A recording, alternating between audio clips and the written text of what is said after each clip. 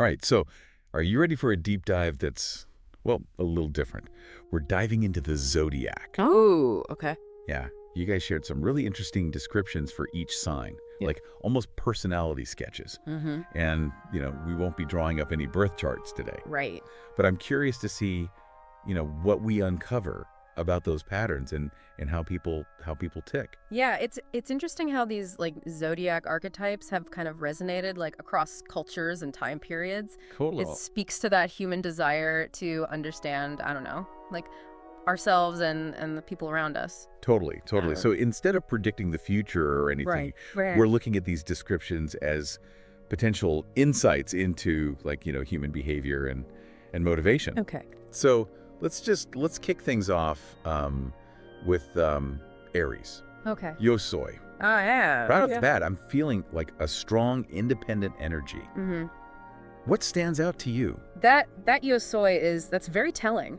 It's about self-assertion, taking action like in the moment. Mm-hmm. Aries is often described as, the trailblazer, the one who like charges headfirst into new experiences. Yeah. With that like signature fiery enthusiasm. Like that friend who always has a new project or like a new adventure they're dragging you into. Yeah. But then there's that like interesting caveat in the description about Aries struggling to actually finish what they start. Right. Yeah, That's where that impulsive nature can become like a double-edged sword. Mm-hmm. There's a need for that, like constant spark, that initial burst of energy. Yeah. But maintaining that momentum when the novelty wears off. Yeah. That requires like a different set of muscles. So how does that play out like in the real world? Are we saying all Aries are like destined to have a trail of unfinished projects in their wake? Not necessarily, but understanding that tendency can be incredibly valuable. Right. If you're working with an Aries, maybe the key is like breaking down those big goals into like smaller, more manageable chunks to keep that fire lit. Or if you are an Aries, recognizing that pattern in yourself can be the first step to developing, strategies for staying the course. It's like providing that constant source of fuel to keep the Aries engine running. Exactly. That's a great insight. Okay, so from the fiery energy of Aries, we move to Taurus. All right. Yo tengo yo deseo. Uh-huh. I desire. Interesting. It feels very different, almost like stepping into a completely different landscape. Mm-hmm. What are your initial impressions? Well, if Aries is about that initial spark, right? Yeah. Taurus is about what happens after the flame settles. Okay. It's about cultivating stability, security, and indulging in those like sensual pleasures that bring a sense of grounding. Oh. The language here speaks to like a love for comfort, continuity, and the tangible things in life. Which makes sense considering Taurus is an earth sign. Mm. It's fascinating how even these brief descriptions can like tap into those elemental associations. Absolutely. And while that like grounded energy can be a source of strength and stability, there's always a flip side. Right. The description mentions like Taurus potentially getting stuck in a rut too, too attached to routine. Which makes me think about how like our strengths when taken to an extreme can sometimes become our weaknesses. Mm-hmm. That drive for stability, for consistency, Right. could also lead to a resistance to change. Yeah. Even when change might be beneficial. Precisely. Yeah. It's a balancing act, isn't it? Yeah. And recognizing those potential pitfalls is just as important as celebrating the strengths. Speaking balance, next up is Gemini. Okay. Yo pienso, I think. It feels like the mental gymnast of the zodiac. Always buzzing with ideas. Absolutely. Gemini is all about that like mental agility, that thirst for knowledge and new information. They're the connectors, the communicators, constantly seeking, stimulation and engagement. And there's always a but, right? Yeah. The description also mentions the tendency to like spread themselves too thin. Yeah, right. Maybe getting lost in that whirlwind of ideas. Yeah, it's that classic double-edged sword. Again, the ability to grasp like multiple concepts and make connections. It can be brilliant. Yeah. But it can also lead to a lack of focus, a struggle to prioritize and delve into things deeply. Which, if we're being honest, is something that resonates with with a lot of us in our fast-paced, information-saturated world. It really does, doesn't it? Yeah. It does make you wonder. Yeah. Are we all becoming a bit more Gemini in this day and age? That's a whole other deep dive waiting to happen. Exactly. But for now, let's move on to Cancer. Okay. Yo siento, I feel. Are we about to get emotional? We are entering the realm of deep feeling with Cancer, that's for sure. Okay. This is the sign associated with empathy, intuition, and a deep connection to their own emotions and the emotions of others. The description uses the phrase "small, tight-knit group" when talking about Cancer's ideal social circle. Mm-hmm. That stood out to me. It feels very specific, very intentional. It speaks to that need for security, for emotional safety. You know, Cancer seeks a sense of belonging. Yeah. A place where they can truly be themselves without reservation. Right, yeah. And that search for like a haven that need to nurture and be nurtured. It makes me think about how differently we all like experience and seek out connection. Absolutely. Yeah. For some, it's about a wide circle of friends, right? Mm-hmm. For others, it's that deep, intimate bond with a select few. It's like Cancer is reminding us that quality often trumps quantity when it comes to meaningful relationships. Yeah. Okay, let's move on to Leo. Yo quiero! I can already feel the stage lights and hear the applause. Leo is ruled by the sun, after all. It's about self-expression, about, you know, shining brightly, commanding attention. There's a natural confidence, a flair for the dramatic that can be like incredibly captivating. It's that like main character energy, right? Yeah. And I'm sensing a recurring theme here. The description also mentions a potential pitfall. Yeah. Arrogance. Right, and that's where that need for validation, for recognition can tip into something like less appealing.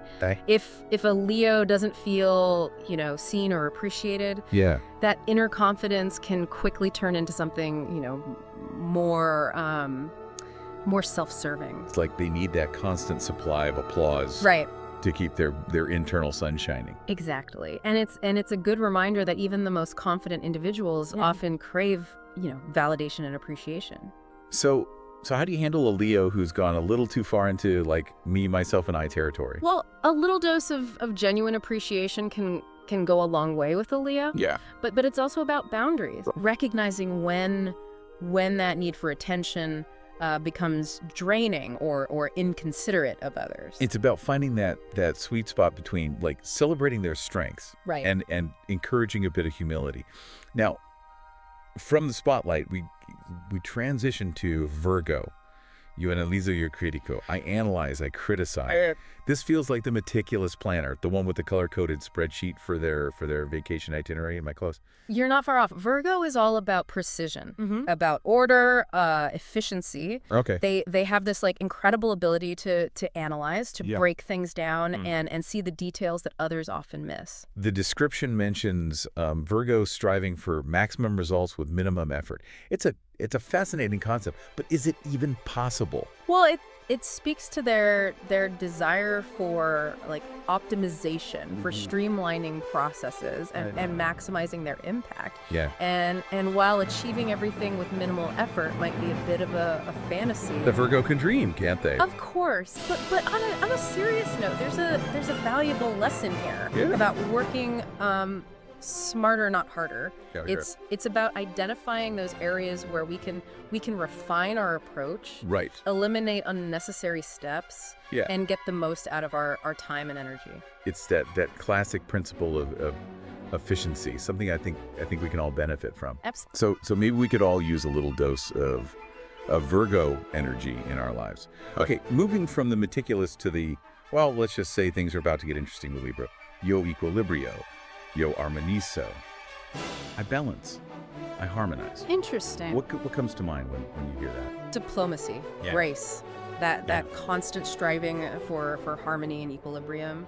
Libra is the peacemaker of the zodiac, always, you know, seeking to create a sense of balance and fairness in their interactions. The description mentions Libra potentially avoiding conflict even when even when it's necessary to address an issue. Right. It makes you wonder, are they really at peace, or are they just masters of sweeping things under the rug? That's a great question, and it highlights the potential shadow side of any strength. Right. While seeking harmony is admirable, it can become problematic when it comes at the expense of, honest communication or addressing important issues head on. So it's about finding that balance Yeah. between keeping the peace and speaking up when it truly matters.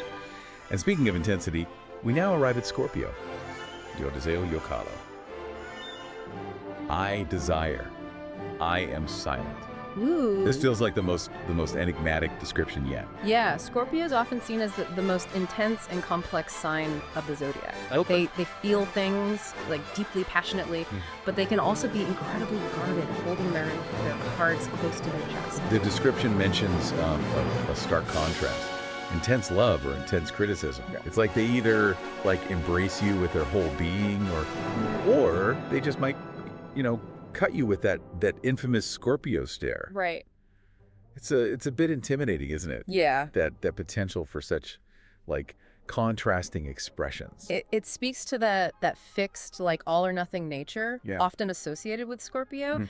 There's a depth and intensity to their experiences, and Yeah. they don't shy away from those more complicated emotions. Which, when you think about it, can be both magnetic and a little bit terrifying. Right. Yeah. How do you know which side of the Scorpio you're gonna get? It's about understanding the motivations beneath those intense expressions. Sometimes that sharp criticism can actually be a defense mechanism, a way of protecting their vulnerability. Like a scorpion using its sting to ward off danger.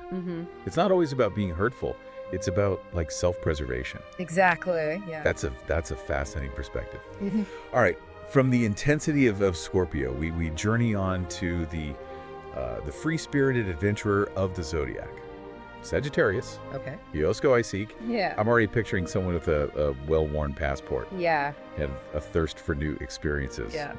What's your take? Spot on. Sagittarius is the eternal explorer, always, on the lookout for new horizons, new philosophies, new adventures to broaden their perspective. Right. Yeah. They're driven by a thirst for knowledge, a desire to experience all that life has to offer. But even adventurers have to pack a suitcase, right? Yeah. And maybe set a budget for that, backpacking trip across Europe. Sure. The description mentions a potential pitfall for Sagittarius, spreading themselves too thin, both literally and figuratively. Yeah. It's that classic struggle between freedom and responsibility. Right. The Sagittarius spirit is all about embracing spontaneity, saying yes to every opportunity, but that can lead to burnout. Or a lack of follow through if they're not careful. It's like they have to learn how to channel that boundless energy, that enthusiasm into something sustainable. Otherwise, they risk becoming a jack of all trades, master of none. Okay, moving from the expansive energy of Sagittarius, we land on Capricorn. Yo consigo, yo logro. I achieve, I succeed. This feels like the driven climber, one who sets their sights on the summit and doesn't stop until they get there. Capricorn is the master strategist of the zodiac, known for their discipline, their strong work ethic, and their unwavering ambition. Yeah. They set goals and then they methodically work towards them Yeah. with a tenacity that's often admired. The description doesn't sugarcoat it though, mentioning control and saving to climb the social and economic ladder. Yeah. It feels very pragmatic. There's a certain earthiness Yeah. to Capricorn's approach to success. They understand that it's often a marathon, not a sprint. Right. And they're willing to put in the effort to make sacrifices to achieve their long-term goals. It's that slow and steady wins the race mentality. They're not afraid of hard work, and they're not looking for shortcuts. From the pragmatic to the, well, let's just say unconventional. We arrive at Aquarius. You'll say, I know. This feels like the independent thinker, the one who challenges the status quo. Aquarius is often described as the visionary of the zodiac. Okay. Always thinking outside the box, Mhm. questioning assumptions Yeah. and coming up with innovative solutions. Right. They're driven by a desire to make the world a better place, to champion humanitarian causes and fight for social justice. But even visionaries need a plan, right? The description mentions Aquarius potentially struggling to put those big ideas into practice. It's that classic tension between the ideal and the real. Right. Aquarius can sometimes get lost in their own head, so focused on the big picture that they struggle with the practicalities of implementation. It's like they're handing you the blueprint for a flying car, Yeah. but maybe they haven't quite figured out all the engineering details. No. And finally, we come to the last sign of the zodiac, Pisces. Yo padezco, yo creo. I suffer, I create. There's a depth and a complexity here that feels almost poetic. What are your initial thoughts?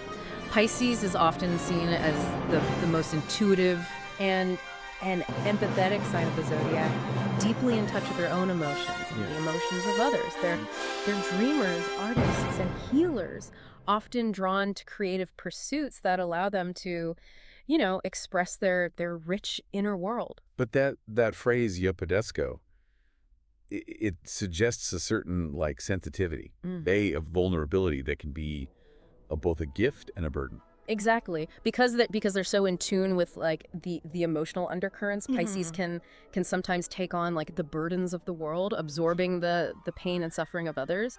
It's that empathic nature, that ability to feel so deeply, that can make them both incredibly compassionate and susceptible to feeling overwhelmed. It's like they have porous emotional boundaries, Right. taking on the energy of their surroundings like a sponge. Which is why self-care and setting healthy boundaries are so important for Pisces.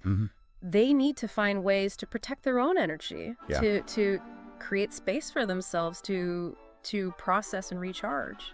So we've journeyed through all 12 signs of the zodiac, We have. exploring their potential strengths, their potential pitfalls, Right. and those intriguing contradictions that make us human. What a fascinating exploration this has been. It's a reminder that even within these archetypes, there's so much nuance, so much complexity.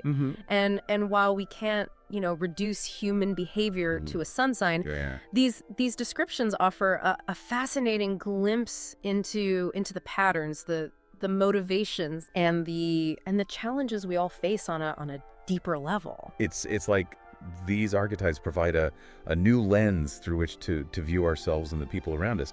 Maybe we can use these insights to cultivate more empathy, to appreciate the differences that make us unique, and to navigate our relationships with a little more understanding and compassion. Imagine a world where instead of using these descriptions to label or to judge, we use them to understand, to connect, to celebrate the beautiful tapestry of human experience. What a beautiful thought. And on that note, we'll wrap up this deep dive into the zodiac. I hope this exploration has sparked your curiosity, maybe even given you a few aha moments to ponder. And who knows, maybe we'll revisit these archetypes again in the future. Until next time, keep those fascinating tags coming our way.